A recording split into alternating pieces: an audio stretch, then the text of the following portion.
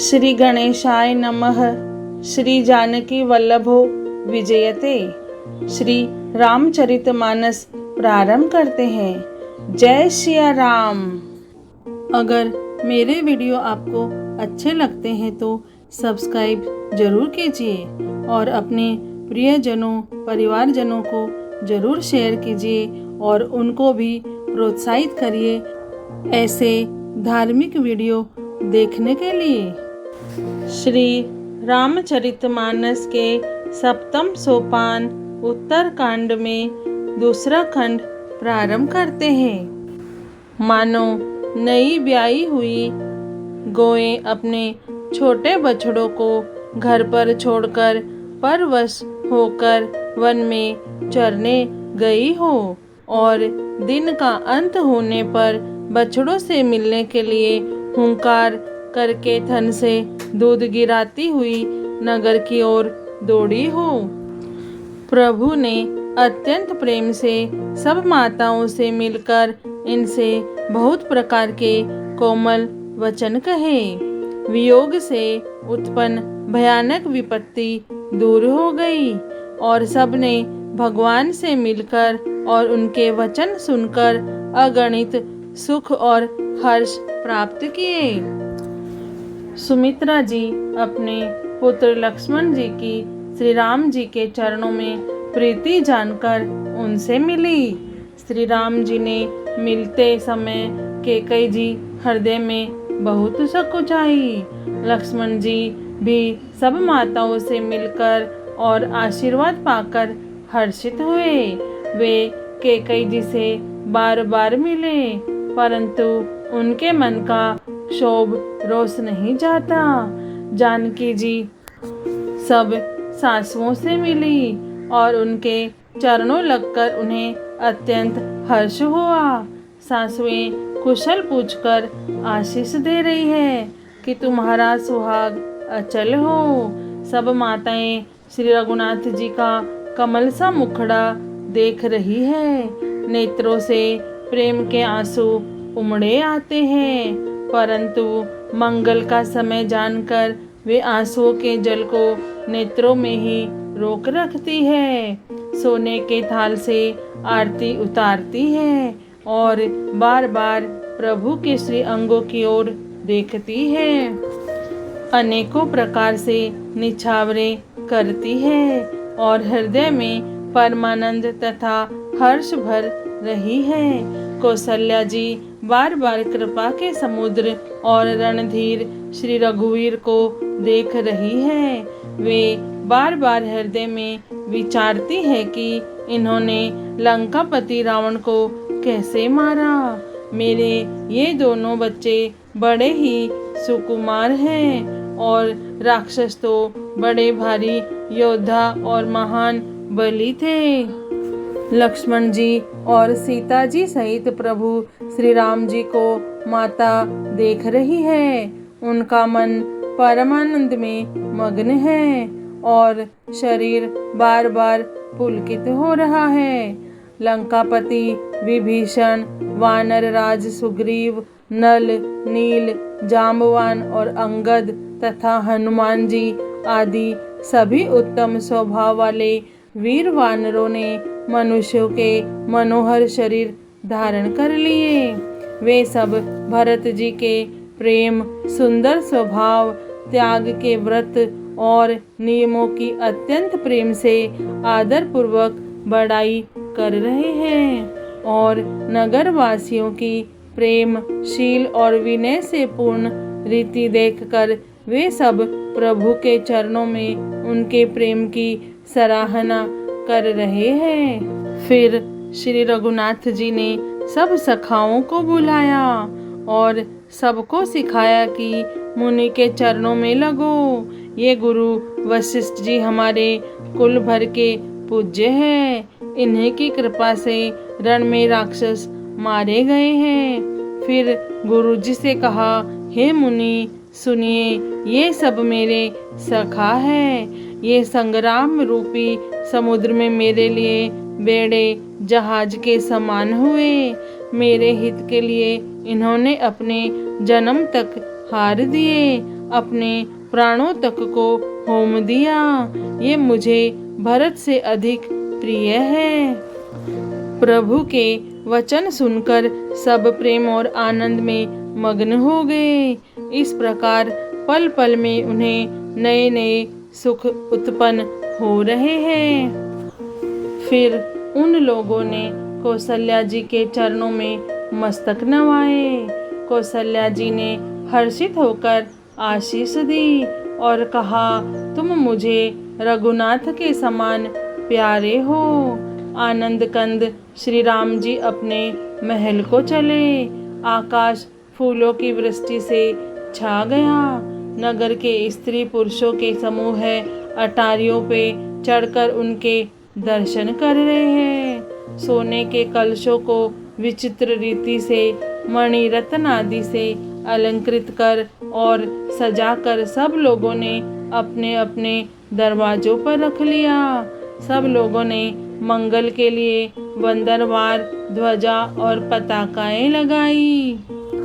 सारी गलियां सुगंधित द्रव्यों से सिंचाई गई। गजमुक्ताओं से रचकर बहुत सी चौके पुराई गई। अनेकों प्रकार के सुंदर मंगल साज सजाए गए और हर्षपूर्वक नगर में बहुत से डंके बजने लगे। स्त्रियां जहां तहां निछावर कर रही है और हृदय में हर्षित होकर आशीर्वाद देती है। बहुत सी युवती सौभाग्यवती स्त्रियां सोने के थालों में अनेकों प्रकार की आरती सजाकर मंगल गान कर रही है। वे आरती हर दुखों को हरने वाले और सूर्य कुल रूपी कमल वन के प्रफुल्लित करने वाले सूर्य श्री राम जी की आरती कर रही है।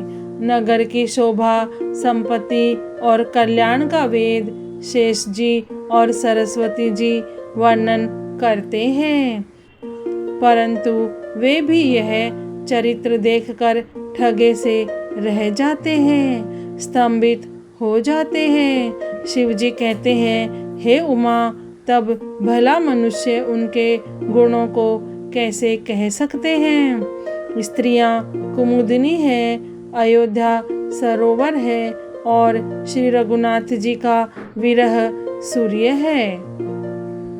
इस विरह सूर्य के ताप से वे मुरझा गई थी।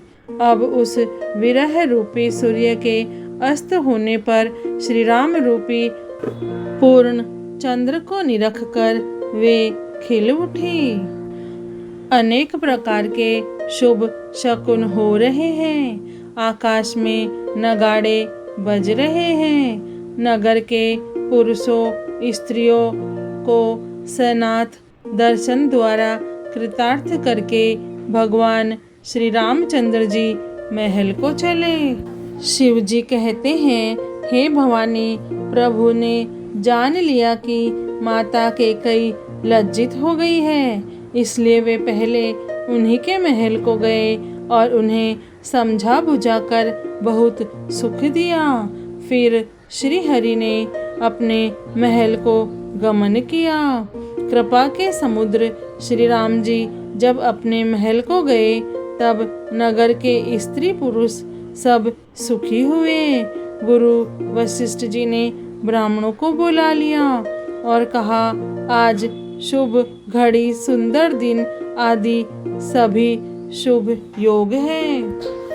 आप सब ब्राह्मण हर्षित होकर आज्ञा दीजिए, जिसमें श्री रामचंद्र जी सिंहासन पर विराजमान हो। वशिष्ठ मुनि के सुहावने वचन सुनते ही सब ब्राह्मणों को बहुत ही अच्छे लगे। वे सब अनेकों ब्राह्मण कोमल वचन कहने लगे कि श्री राम जी का राज्याभिषेक संपूर्ण जगत को आनंद देने वाला है। हे मुनि श्रेष्ठ, अब विलंब न कीजिए और महाराज का तिलक शीघ्र कीजिए। तब मुनि ने सुमंत्र जी से कहा। वे सुनते ही हर्षित होकर चले। उन्होंने तुरंत ही जाकर अनेकों रथ, घोड़े और हाथी सजाए और जहाँ तहाँ सूचना देने वाले दूतों को भेजकर मांगलिक वस्तुएं मंगाकर फिर हर्ष के साथ आकर वशिष्ठ जी के चरणों में सिर नवाया। अवधपुरी बहुत ही सुंदर सजाई गई। देवताओं ने पुष्पों की वर्षा की झड़ी लगा दी। श्री रामचंद्र जी ने सेवकों को बुलाकर कहा कि तुम लोग जाकर पहले मेरे सखाओं को स्नान कराओ। भगवान के वचन सुनते ही सेवक जहाँ तहाँ दौड़े और तुरंत ही उन्होंने सुग्रीव आदि को स्नान कराया। फिर करुणा निधान श्री रामचंद्र जी ने भरत जी को बुलाया और उनकी जटाओं को अपने हाथों से सुलझाया। तदंतर भक्त वत्सल कृपालु प्रभु श्री रघुनाथ जी ने तीनों भाइयों को स्नान कराया। भरत जी का भाग्य और प्रभु की कोमलता का वर्णन अरबों शेष जी भी नहीं कर सकते। फिर श्री राम जी ने अपनी जटाएं खोली और गुरु जी की आज्ञा मांगकर स्नान किया। स्नान करके प्रभु ने आभूषण धारण किए। उनके सुशोभित अंगों को देखकर सैकड़ों असंख्य कामदेव लज्जा गए। इधर सासुओं ने जानकी जी को आदर के साथ तुरंत ही स्नान करा के उनके अंग अंग में दिव्य वस्त्र और श्रेष्ठ आभूषण भली भांति सजा दिए, पहना दिए। श्री राम के बाईं ओर रूप और गुणों की खान रमा श्री जानकी जी शोभित हो रही है। उन्हें देखकर सब माताएं अपना जन्म जीवन सफल समझकर हर्षित हुई। काकभूषणी जी कहते हैं, हे पक्षीराज गरुड़ जी, सुनिए, उस समय ब्रह्मा जी, शिव जी और मुनियों के समूह तथा विमानों पर चढ़कर सब देवता आनंद कंद भगवान के दर्शन करने के लिए आए। प्रभु को देखकर मुनि वशिष्ठ जी के मन में प्रेम भर आया। उन्होंने तुरंत ही दिव्य सिंहासन मंगवाया जिसका तेज सूर्य के समान था। उसका सौंदर्य वर्णन नहीं किया जा सकता। ब्राह्मणों को सिर नवाकर श्री रामचंद्र जी उस पर विराज गए। श्री जानकी जी के सहित श्री रघुनाथ जी को देखकर मुनियों का समुदाय अत्यंत ही हर्षित हुआ। सब ब्राह्मणों ने वेद मंत्रों का उच्चारण किया। आकाश में देवता और मुनि जय हो ऐसी पुकार करने लगे। सबसे पहले मुनि वशिष्ठ जी ने तिलक किया। फिर उन्होंने सब ब्राह्मणों को तिलक करने की आज्ञा दी। पुत्र को राज सिंहासन पर देखकर माताएं हर्षित हुई और उन्होंने बार बार आरती उतारी। उन्होंने ब्राह्मणों को अनेकों प्रकार के दान दिए और संपूर्ण याचकों को अयाचक बना दिया, माला माल कर दिया। त्रिभुवन के स्वामी श्री रामचंद्र जी को अयोध्या के सिंहासन पर विराजित देखकर देवताओं ने नगाड़े बजाए। आकाश में बहुत से नगाड़े बज रहे हैं। गंधर्व और किन्नर गा रहे हैं। अप्सराओं के झुंड नाच रहे हैं। देवता और मुनि परमानंद प्राप्त कर रहे हैं। भरत, लक्ष्मण और शत्रुघ्न जी, विभीषण, अंगद, हनुमान और सुग्रीव आदि सहित क्रमशः छत्र, चंवर, पंखा, धनुष, तलवार, ढाल और शक्ति लिए हुए सुशोभित हैं। श्री सीता जी सहित सूर्य वंश के विभूषण श्री राम जी के शरीर में अनेकों कामदेवों की छवि शोभा दे रही है।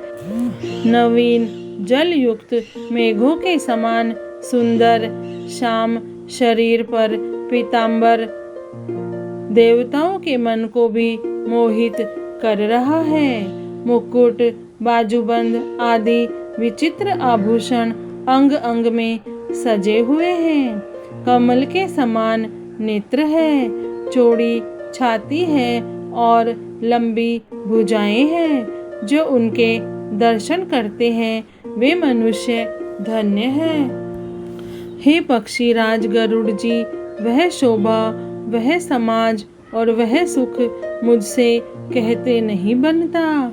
सरस्वती जी, शेष जी और वेद निरंतर उसका वर्णन करते हैं और उसका रस आनंद महादेव जी ही जानते हैं। सब देवता अलग अलग स्तुति करके अपने अपने लोक को चले गए।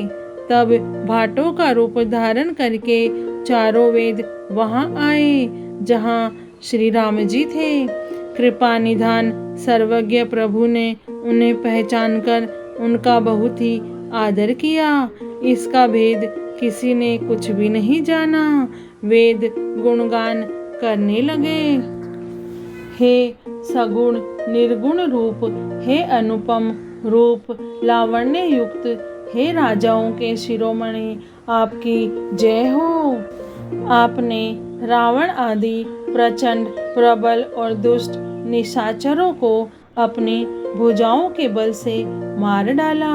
आपने मनुष्य अवतार लेकर संसार के भार को नष्ट करके अत्यंत कठोर दुखों को भस्म कर दिया। हे दयालु, हे शरणागत की रक्षा करने वाले प्रभु, आपकी जय हो। मैं शक्ति सीता जी सहित शक्तिमान आपको नमस्कार करता हूँ।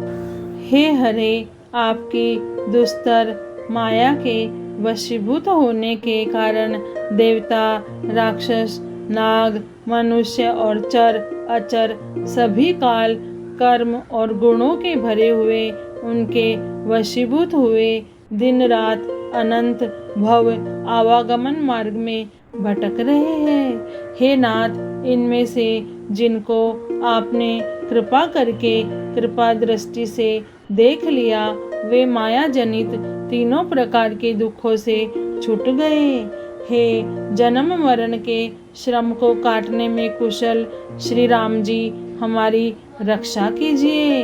हम आपको नमस्कार करते हैं। जिन्होंने मिथ्या ज्ञान के अभिमान में विशेष रूप से मतवाले होकर जन्म मृत्यु के भय को हरने वाली आपकी भक्ति का आदर नहीं किया, वे हरि उनके देव दुर्लभ देवताओं को भी बड़ी कठिनता से प्राप्त होने वाले ब्रह्मा आदि के पद को पाकर भी हम उस पद से नीचे गिरते देखते हैं। परंतु जो सब आशाओं को छोड़कर आप पर विश्वास करके आपके दास हो रहते हैं, वे केवल आपका नाम ही जप कर बिना ही परिश्रम भवसागर से तर जाते हैं। हे नाथ, ऐसे आपका हम स्मरण करते हैं। जो चरण शिवजी और ब्रह्मा जी के द्वारा पूज्य है तथा जिन चरणों की कल्याणमयी रज का स्पर्श पाकर शिला बनी हुई गौतम ऋषि की पत्नी अहिल्या तर गई, जिन चरणों के नख से मुनियों द्वारा वंदित त्रैलोक्य को पवित्र करने वाली देव नदी गंगा जी निकली और ध्वजा, वज्र, अंकुश और कमल इन चिन्हों से युक्त जिन चरणों में वन में फिरते समय कांटे चुभ जाने से गड्ढे पड़ गए हैं, हे मुकुंद, हे राम, हे रमापति, हम आपके उन्हीं दोनों चरणों को नित्य भजते हैं। वेद शास्त्रों ने कहा है कि जिसका मूल अव्यक्त प्रकृति है, जो प्रवाह रूप से अनादि है, जिसके 4 त्वचाएं, 6 तने, 25 शाखाएं और अनेकों पत्ते और बहुत से फूल हैं, जिसमें कड़वे और मीठे 2 प्रकार के फल लगे हैं, जिस पर एक ही बेल है जो उसी के आश्रित रहती है, जिसमें नित्य नए पत्ते और फूल निकलते रहते हैं। ऐसे संसार वृक्ष स्वरूप विश्व रूप में प्रकट आपको हम नमस्कार करते हैं। श्री रामचरितमानस के सप्तम सोपान उत्तरकांड में दूसरा खंड पूर्ण हुआ। जय श्री राम, जय सिया राम।